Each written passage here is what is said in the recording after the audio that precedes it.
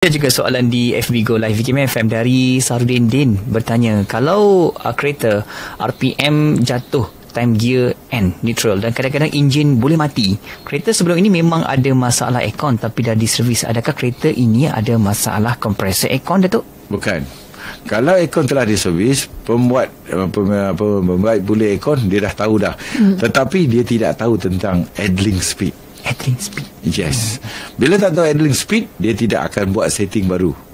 Kerana untuk buat idling, dia ada vacuum. Di vacuum, dia ada pada throttle body. Di masa throttle body itulah yang dia kena setting balik semula bila aircon dah elok. Barulah dia akan dapat. Tak ada masalah. Bawa balik ke kedai tersebut atau kedai mekanik. Jangan bawa pergi kedai aircon. Bawa pergi kedai mekanik, jawapan dia senang je. Tolong kasih tune up. Cukup dah.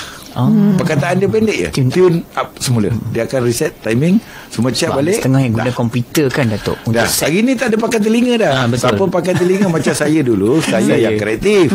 Sewaktu saya jadi mekanik, saya pinjam mikroskop tu yang doktor pakai tu. Dan saya akan dengar angin dia macam mana. Saya akan letak tu sebab saya boleh cakap apa ada dalam enjin, berapa putaran. Sebab telinga saya akan dapat accurate bunyi yang betul. Ni bunyi bearing rosak. Ni bunyi bearing plastik. Ini bunyi bagus. Ini bunyi dah pecah. Pasal bunyi dia lain-lain.